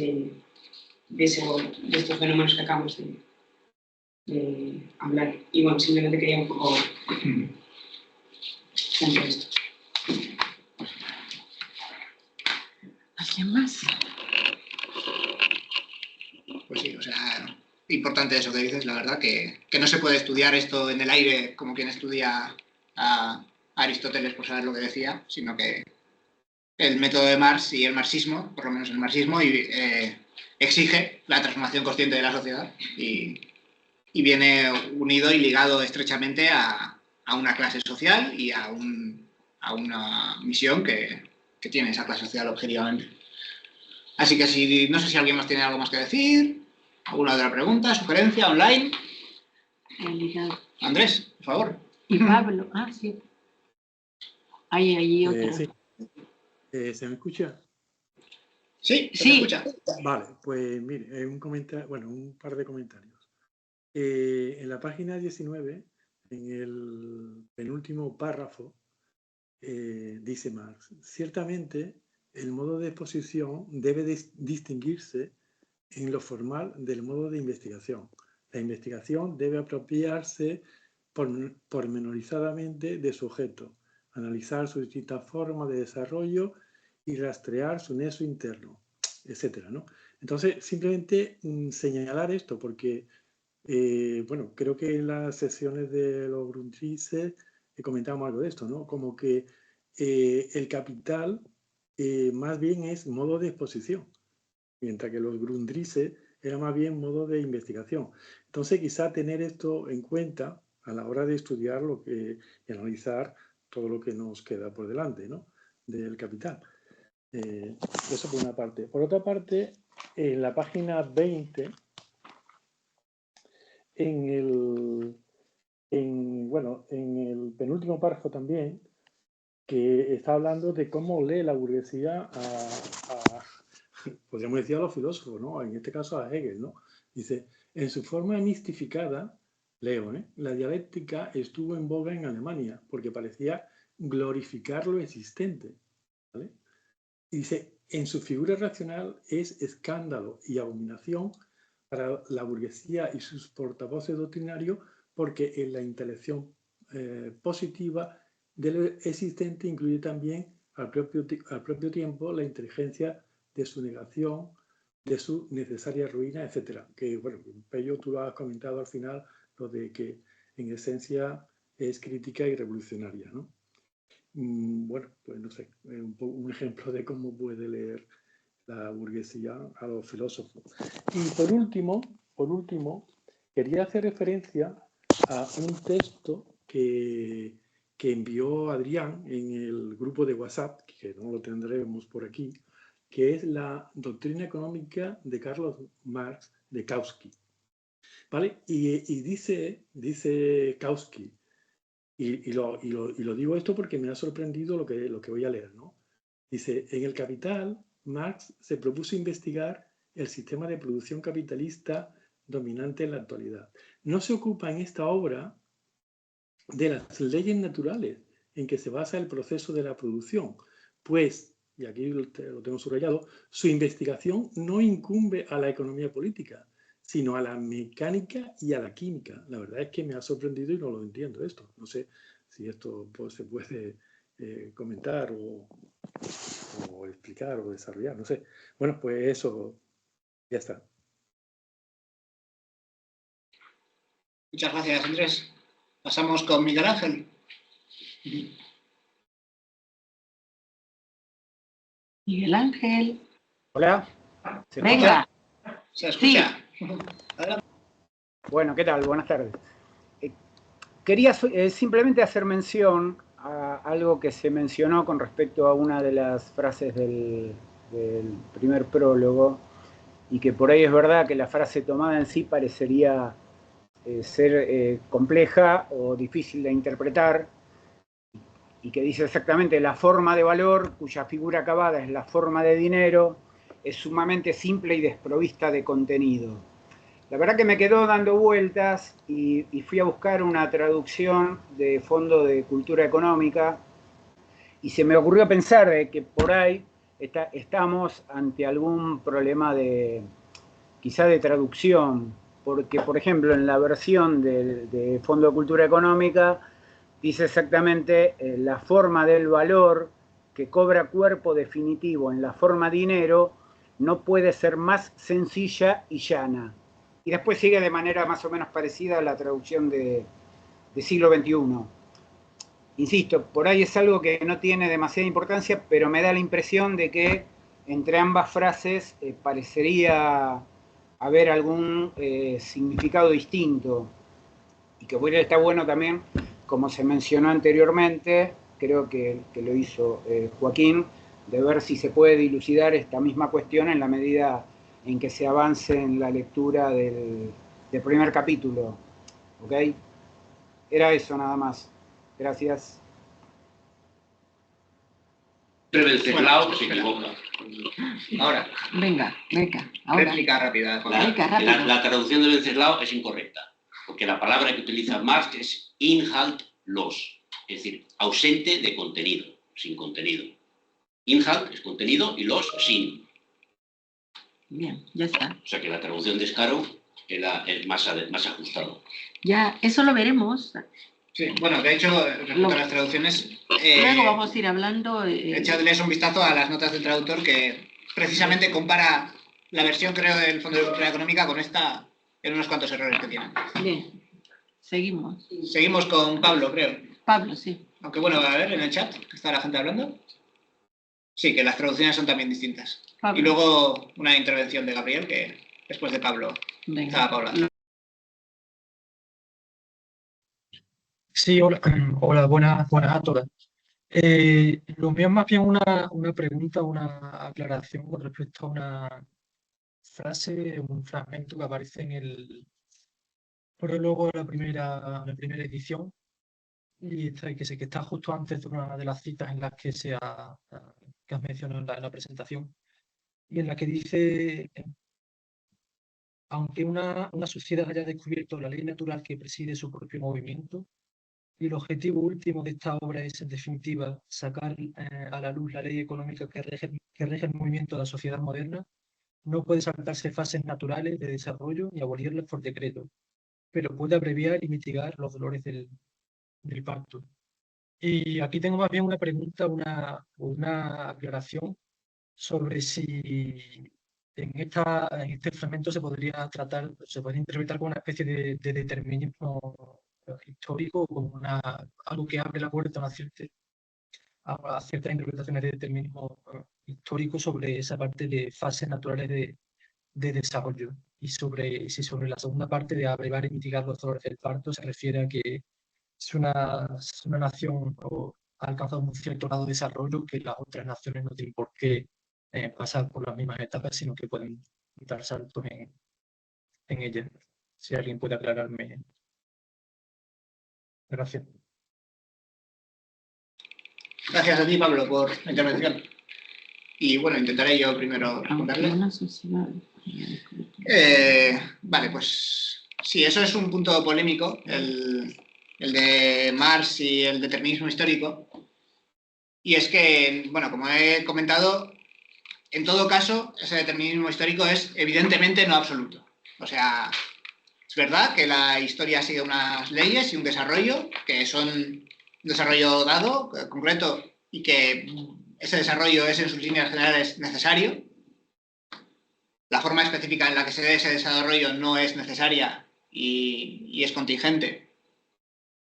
Y sí que está sujeta a tal, pero sí que ahí hay un elemento de necesidad y de determinismo relativo en el desarrollo de las formas sociales.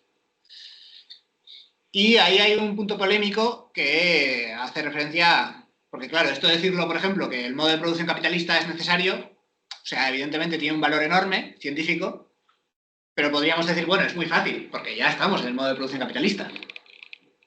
Y aquí el punto espinoso es cómo se refleja este posible determinismo histórico hacia adelante, hacia la revolución socialista y hacia el modo de producción socialista. En referencia a ver si ese modo de producción socialista es o no es necesario.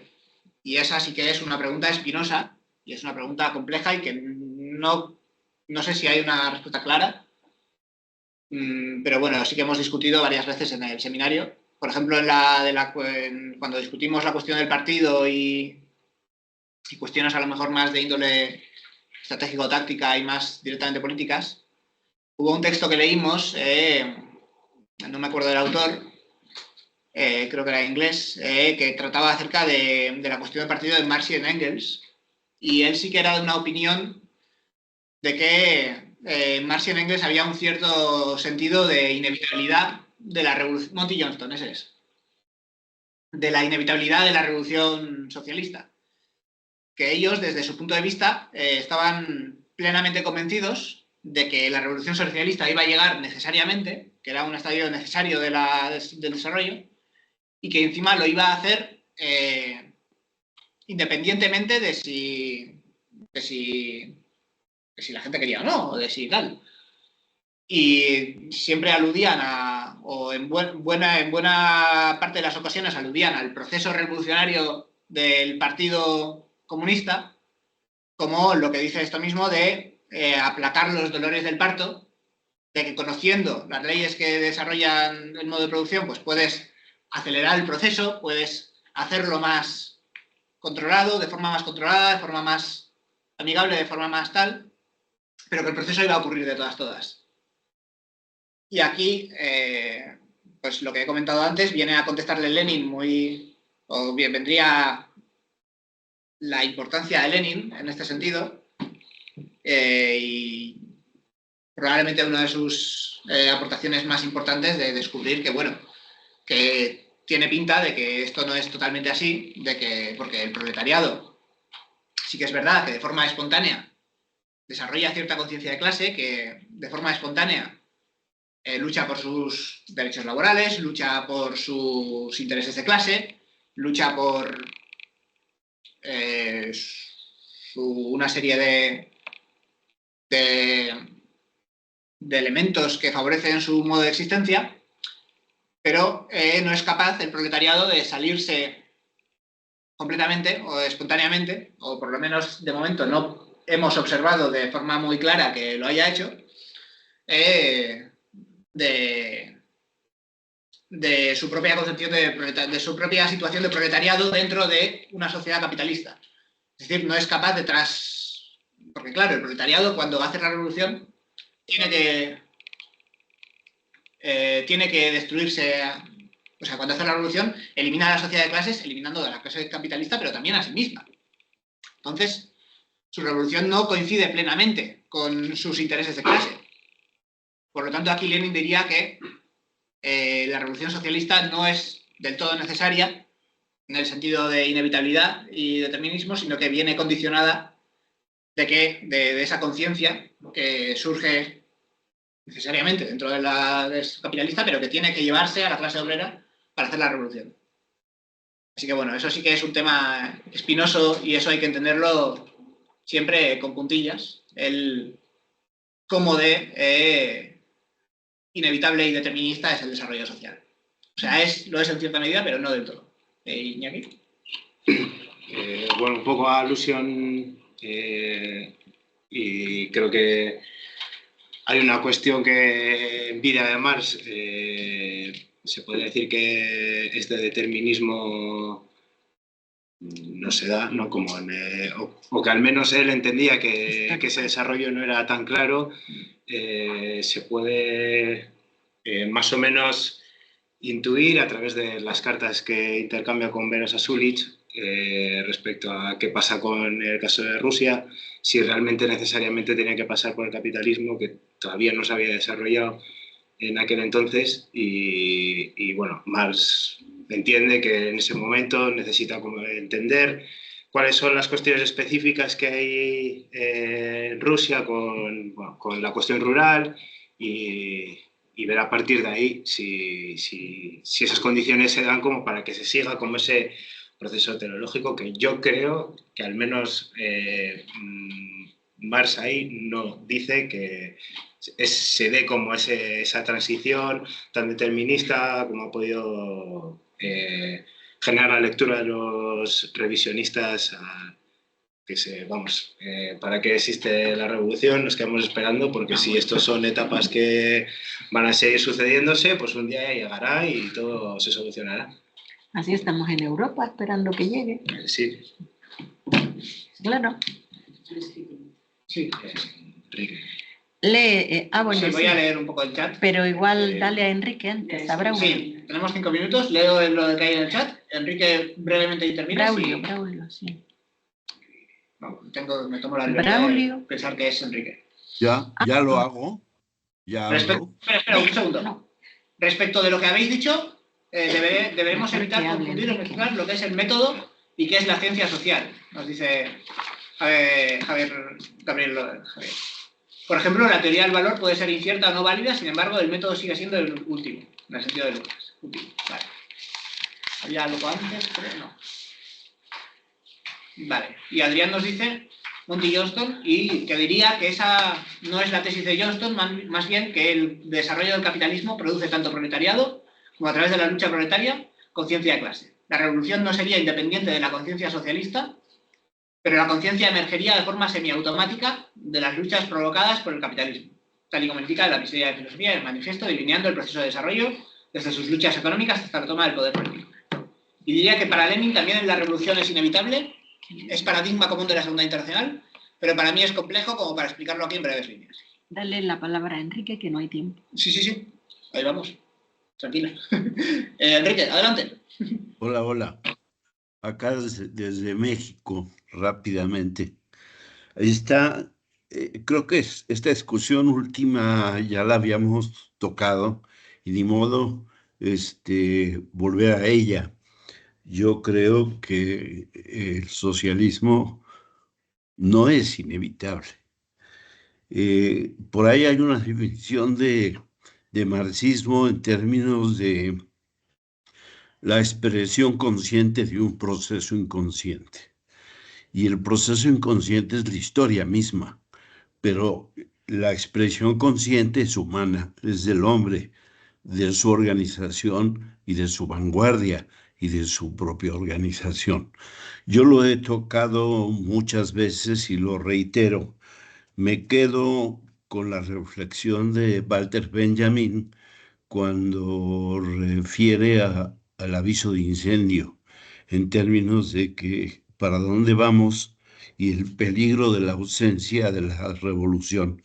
O el concepto creo que es de Rosa Luxemburg, de socialismo barbarie, o el mismo que yo he mencionado en Marx, en el manifiesto, donde dice siempre hay el riesgo de la más impresionante barbarie, pero veámoslo despacito. Yo, por último, además de saludarlos y saludar a mi amigo Gustavo Borja, que está por ahí escuchándonos, que también está desde México, y espero que se mantenga en el taller, que sea persistente. Yo no sé, hay algo a lo que no podemos acceder, que es cuáles son los niveles de conocimiento del Capital, de Marx y del método, como decía la compañera, de los asistentes. Pero yo creo que algo que este prólogo nos debe de tener claro o nos debe tener presente es que el capital, fíjense, y parece una cuestión de perogrullo, pero es fundamental para quienes le entran por vez primera. El capital es, como lo dice en la página 6, lo que he de investigar en esta obra es el modo de producción capitalista y las relaciones de producción e intercambio.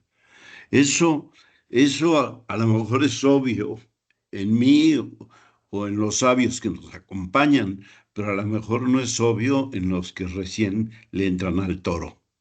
Saludos. Feliz semana, nos vemos. Muchas gracias, Enrique. Y la semana que viene creo que presenta Adrián, ¿no? Sí. Vale. Sí, Adrián, venga. Y David, no sé si eres David Fuentes. En la próxima. Y si no, un saludo, creo que vas a tener que intervenir en la próxima. Porque ya nos echan. Sí. Muchas gracias a todos por venir y nos vemos la semana que viene. Adiós.